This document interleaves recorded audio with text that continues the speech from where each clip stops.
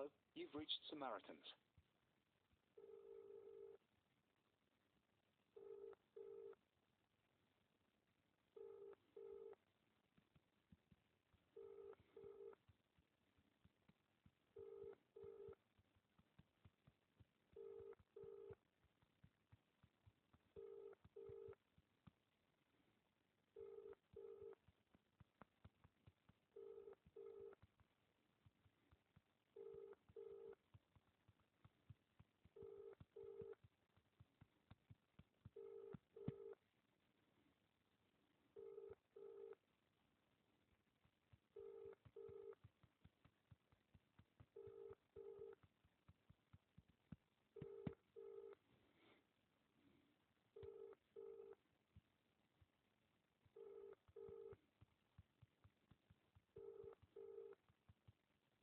We'll be with you as soon as we possibly can.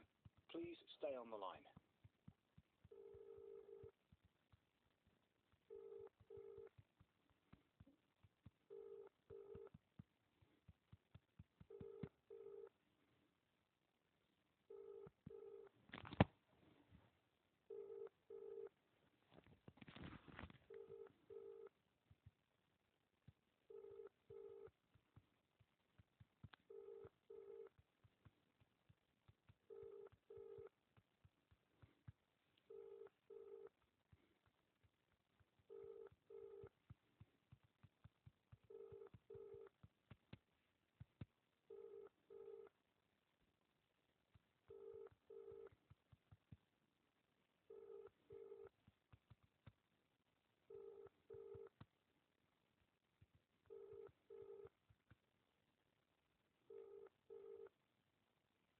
We're here to offer you emotional support, whatever you're going through.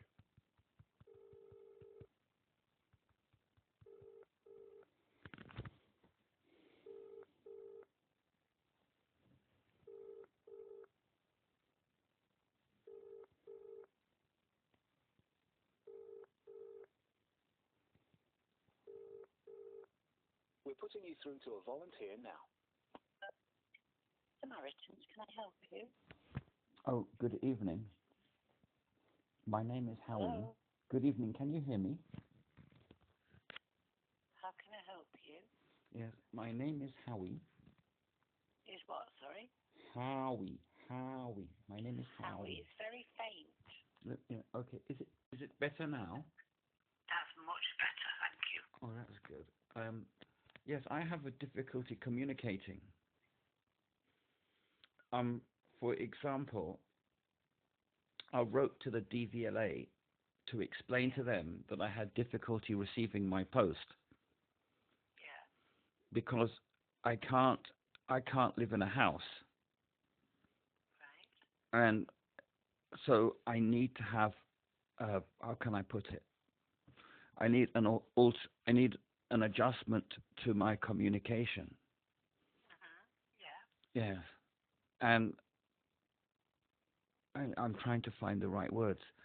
But the DVLA, instead of, when I wrote to the DVLA, to the demographics department, to try to get my correspondence adjustment, they said that if I can't live in a house, it means that I'm too severely disabled to drive a car, which has got absolutely nothing to do with driving a car, living in a house. No. So where do you live? I live outdoors. Okay. I have a wheelchair. I live on my wheelchair. Right. And it's like a mobile home, but it's a lot smaller.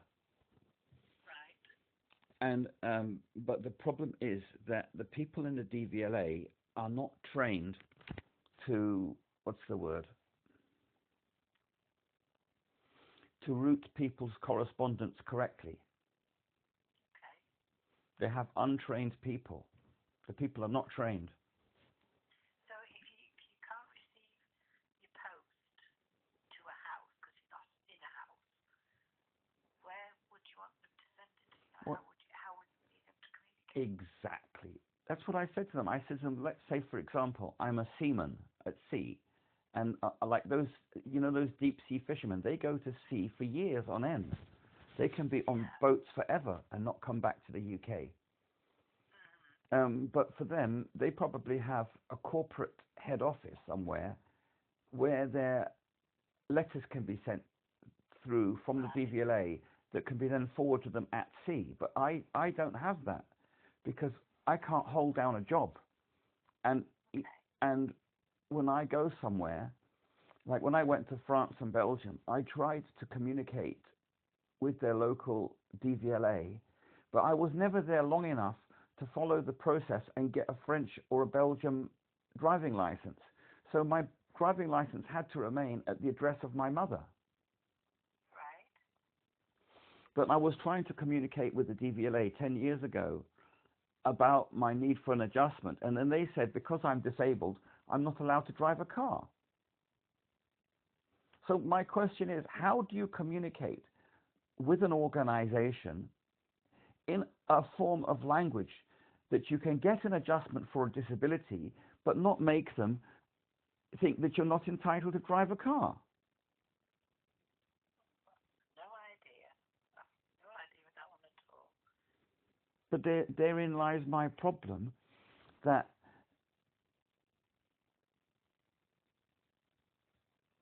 I would not be as disabled as I am if the organization DVLA wasn't so bureaucratically mismanaged. Right. And it's not only the DVLA, it's all those big government organizations like Department for Work and Pensions, Ministry of Justice, Council, the NHS. Right. I can't communicate with these people. Right. And it causes a lot of problems. For example, I need a guardian because of my speech problem and communication problem, and the doctors tell me it's the social workers. The social workers don't even know what a guardian is, and when I report them to Social Work England doesn't even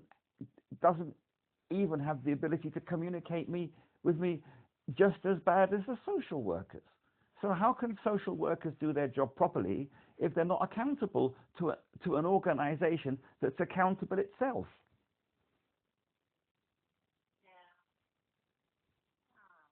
Yeah, and it's really bad because I was told by the High Court in 2011 to have a guardian. Yeah, I can't get a guardian because nobody will tell me how to do that. Have you tried a solicitor? Oh, I'm not entitled to. The problem is, if you can't pass a mental capacity test, you're not allowed to instruct a solicitor. Right. And therein lies my problem. The law, the Mental Capacity Act, says that a lawyer cannot take instructions from a person who's disabled unless they pass the special mental capacity exam. That's how my children ended up being deported, because the judge refused to accept my appeal, and then my children were wrongly deported, even though they're British passport holders.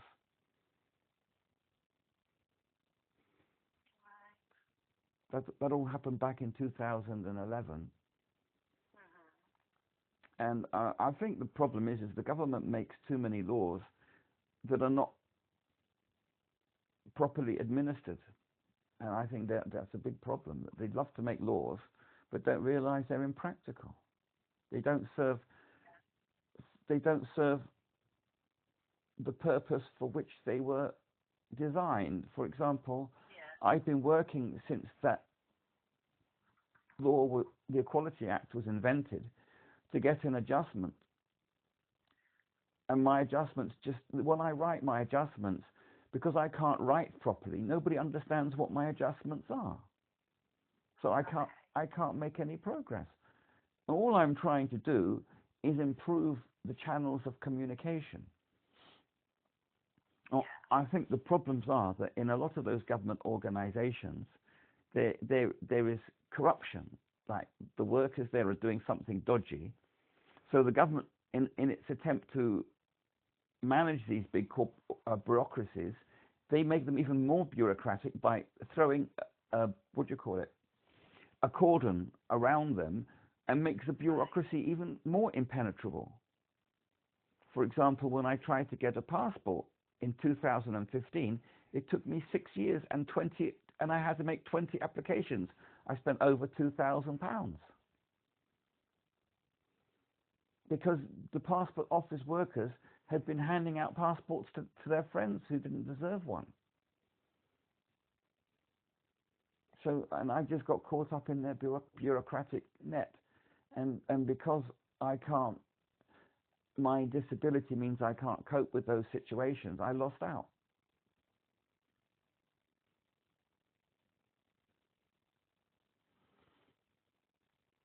I'm just saying that, like, if the world was like really simple, I wouldn't be as disabled because I wouldn't have to deal with organizations that my disability prevents me from accessing, if that makes any sense.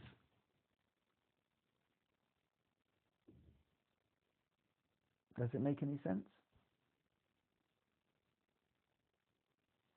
I guess it doesn't. Well, anyway, are you still there? It's gone silent, my phone. I don't know why. Well, if you're there, thank you for speaking with me, but I can't hear anything. I'll just wait a bit. Maybe you've got a loose connection or something, and it'll come back. No, I'm still here. Oh, I'm still here. oh, you're still there, right? Okay. And so, yeah, it's very difficult because when I speak to social worker type people about my need for a guardian, they seem to think a guardian is some kind of a lawyer who sits in an office and administers everything for you. And I'm May I ask why the court said you needed a guardian? so that my children won't be deported. Right. Well, I would have thought they would have appointed a guardian. Well, they did. They appoint on a case-by-case basis the official solicitor. But if I don't live with the official solicitor. And when I went round to see him to lodge my appeal, he wouldn't come downstairs, and I couldn't get my wheelchair in his lift. It was too small, so he never met me.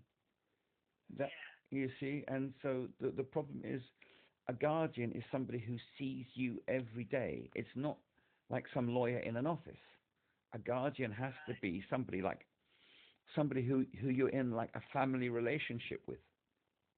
Right. Yeah. But as I can't form relationships, it's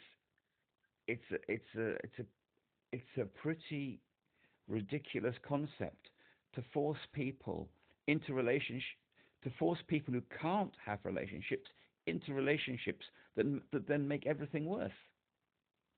Yeah, I can understand. You see, our parliamentarians are great people for relationships. If you can't have a relationship, you're not going to be able to be an MP. So they make all these laws for themselves, for people who they see as like themselves, and for the people, the disabled people of Britain, the laws are not practical. They don't serve any practical use. They're impractical, and I'm the type of person who's very antisocial, and you can't take me anywhere.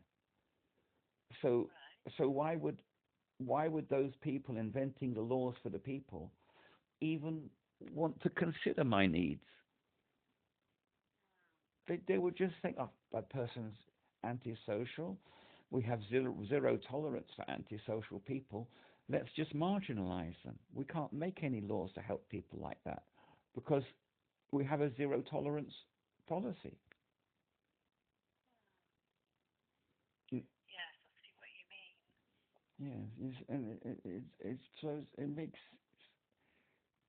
in and the world that we live in is a lot more complicated than if we were all just agricultural laborers from 200 years ago.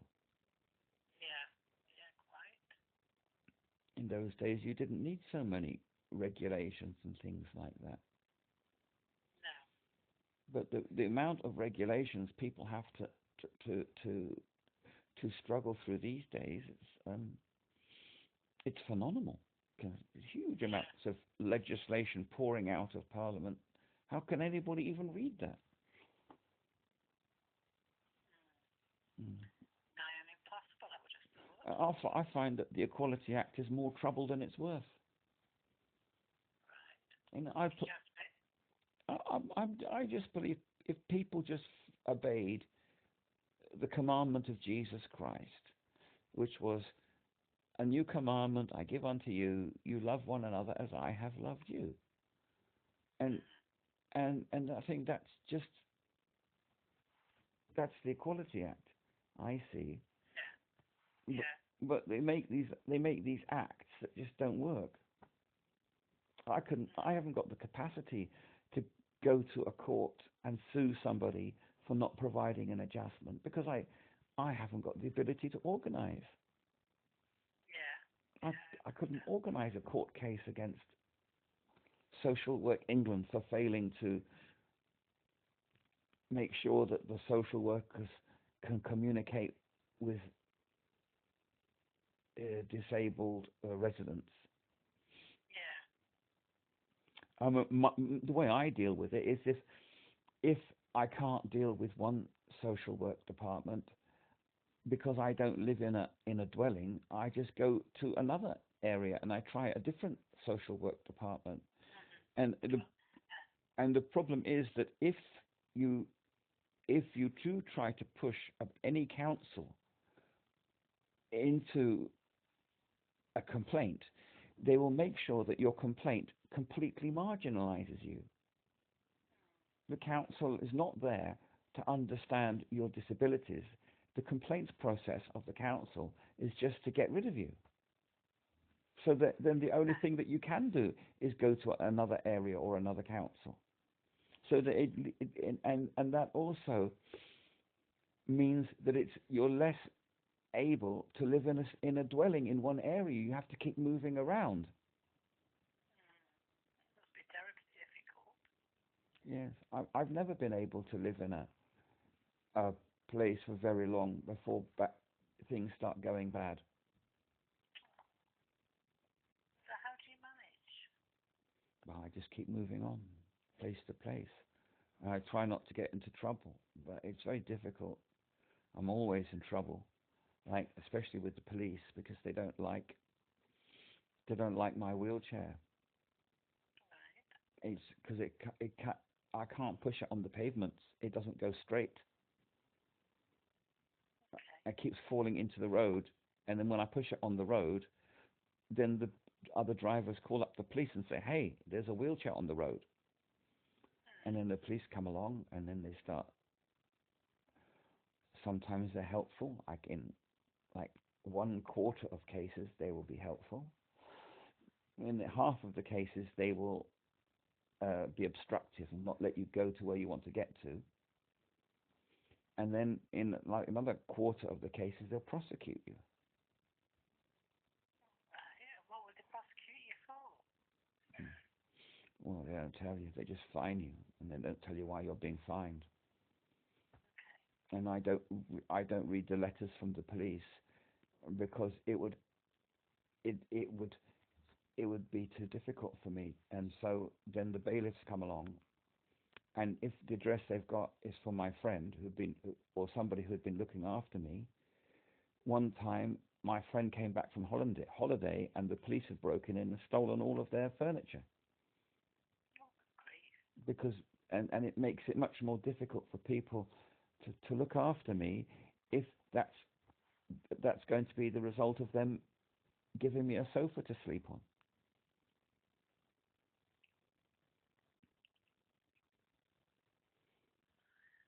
You see, I'm always getting other people into trouble. Oh, And that's sounds like you have a really difficult time, doesn't it? well, I'm just a very incompetent person. Oh, Yeah, I'm really incompetent. I've been in a wheelchair for 21 years, and I've only this year realised that my wheelchair has to have a number plate on it. that's it.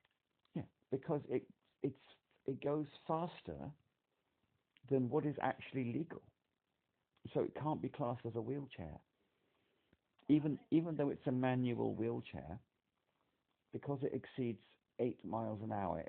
It cannot be classed as a wheelchair, so it has to have a number plate. It has to have lights and a horn. Right. So I have to go. Well, a chap from the DVLA phoned me up yesterday. Finally got through to a department there, and they said they're going to have it specially tested and have a number plate put on it. If it's a manual wheelchair, how does it manage to go so fast? Downhill. Oh, right. Yeah, when you go on a hill, it just speeds up and gets faster and faster. Right. Yeah, so it has to have it has to have brakes that can stop it quickly enough, and it has to have lights and a horn. Right. But that's only when it's going downhill, because when it's going uphill, it doesn't go that fast. Oh, very slow uphill. It's walking speed. Yeah. Depends on the steepness of the hill. Of course, some hills are just even too steep. Yeah. But the manual says it can cope with a downhill gradient of 1 in 7, which is quite steep. 1 in 7. I mean, 1 in 10 is steep. 1 in 7 is even steeper. It's a very steep hill it's supposed to go on. And well, I'm designing a new wheelchair anyway to get out of this NHS or the ones that are regularly on the market. They're just not suitable for me. Right. Well, I suppose if you design it yourself, it's going to be just what you need, isn't it?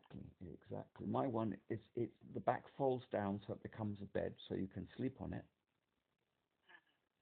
Yeah. So, for example, the other day, I was delivering some parts to the wheelchair factory, and my back was very painful. So I got out of my wheelchair and I lay down on the ground. And somehow I had triggered somebody's silent alarm for the neighbours. The police were called. And then they sued me for vagrancy. And I said to them, I'm only on the ground. I'm not sleeping here. I'm on the ground because my back's painful. But they accused me of vagrancy.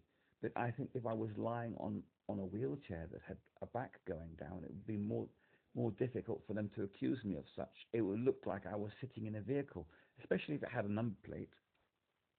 Yeah. I think that delivery drivers can sit outside a factory if they turn up a bit early in the morning. But the police, sometimes they should say things to you. Well, if you want to come here, early in the morning to make a delivery, you have to have a number plate on your vehicle and insurance and a driving license. But they didn't say that. All they wanted to do was to cure their problem by, let's intimidate this poor disabled person so they make sure they never come round here again. That was the police attitude. And then they told my business partner, don't do business with me.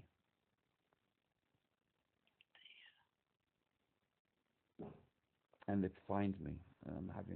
They tell me I have to go to court, which I can't do because of my disability. I can't even open the envelope.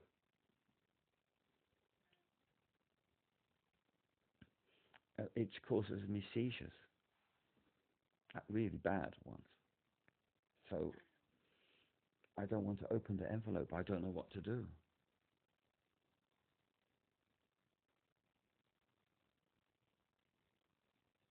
See, it's a problem. It's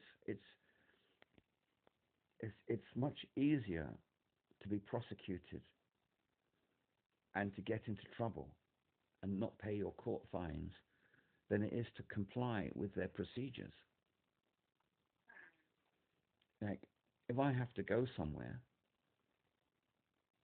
I think I should try to get to my destination. I shouldn't have to worry about, is my wheelchair capable of going along this country lane? I should just try it. I can't just be scared.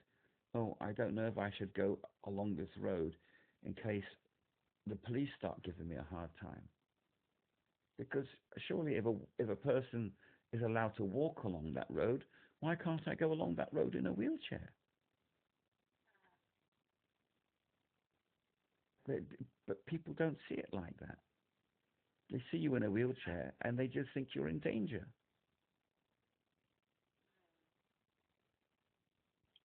Not easy at all. It's pretty frightening, to be honest. And it causes, and whenever I try to have a relationship, everything just goes wrong.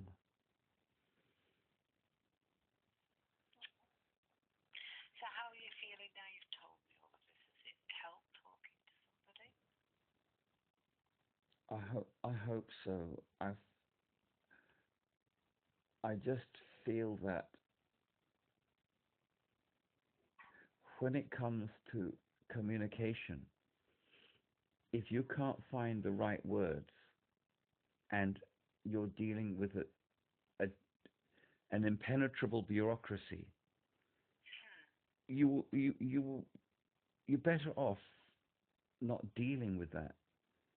Yeah. And well, from what you're saying, it's just causing you hassle and pain, isn't it? exactly. So, I mean, for example, in 2017, I had been applying for a British passport for 2 years, and I couldn't get one. And I went overseas. I'd gone overseas, lost my passport again, and couldn't get back to the UK. And so I got a light aircraft and tried to fly back to the UK, and I crashed it and broke my back. So the problem is that if the passport office hasn't got disabled access to provide passports for their disabled British citizens, the result is that you're going to do something stupid and end up in hospital with a broken back. Yeah. And you become even more disabled. Yeah, terrible. Mm. Yeah. Well, I'm going to have to go now and answer some more calls, but I do hope you're going to find some answers or some help and support. Yes, I hope that Make life a bit more easy for you. I hope that somehow, well, I can't imagine how, that I managed to communicate better with bureaucracies that are not designed to be accessible.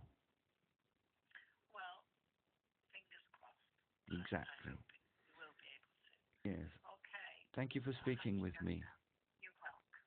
Good luck. Bye-bye.